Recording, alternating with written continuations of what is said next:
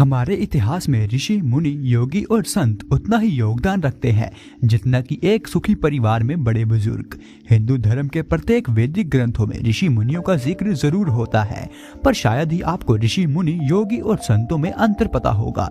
अगर नहीं पता तो इस वीडियो के साथ बने रहें। आसान भाषा में समझें तो वेदों में ऋषि को एक टाइटल बताया गया है और यह टाइटल उन्हीं को ही दिया जाता है जिन्हें अपने शास्त्रों के बारे में सब कुछ पता होता है और इन्हें हर चीज के पीछे की साइंस के बारे में भी पता होता है। और वहीं मुनि शब्द संस्कृत के एक शब्द मनन से लिया गया है जिसका मतलब सोचना होता है। मुनि उन्हें कहा जाता है जो बहुत ही गहराई से सोचते हैं। इनके सोचने की शक्ति हम सब से बहुत ही ज्यादा आगे होती है। और वहीं ऋषि वह कहलाते हैं जिन्हें सब चीजों के बारे में पता होता है। इनकी कही हुई बात कभी भी झूठी नहीं होती, इसलिए इनके दिए हुए श्राप और वरदान कभी भी व्यर्थ नहीं जाते। जैसे ऋषि दुर्वासा के दिए हुए वरदान के कारण ही कुंती को सभी देवपुत्र कर्ण, युधिष्ठिर, अर्जुन और भीम प्राप्त हुए थे। ऋषियों को हम वैदिक काल के साइंटिस्ट भी कह सकते हैं। जैसे कि आज के महान साइंटिस्ट की हुई बात को कोई भी नहीं नकारता, उसी प्रकार सनातन धर्म में कई हजार वर्ष पहले ऋषियों की कही हुई बात को कोई भी नहीं नकारता था।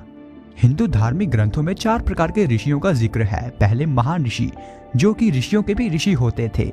दूसरे राज ऋषि, अगर कोई राजा ऋषियों के लेवल का ज्ञान प्राप्त कर लेता है तो उन्हें राज ऋषि कहा जाता है। तीसरे देव ऋषि, अगर कोई देवता बहुत ज्यादा ज्ञान ले लेता है तो उन्हें देव ऋषि कहा जाता है, जैसे नारद मुनि जो कि एक देव ऋषि है।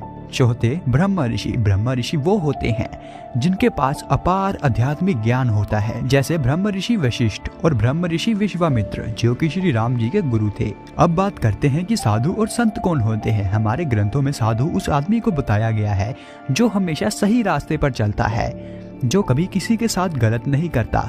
और संत वह कहलाते हैं जिन्होंने कड़ी तपस्या से ज्ञान हासिल किया हो, जिनसे वह समाज का कल्याण कर सकें। सीधे शब्दों में संत वह लोग हैं जो समाज को सही राह दिखाते हैं।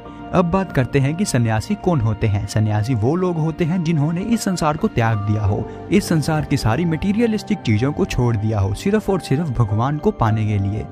अब बात करते हैं योगी कौन होते हैं। योगी अपने आप को संत बताते हैं और उनकी सारी जिंदगी भगवान की साधना करने में ही निकल जाती है। तो दोस्तों, यह था हमारा छोटा सा एक वीडियो।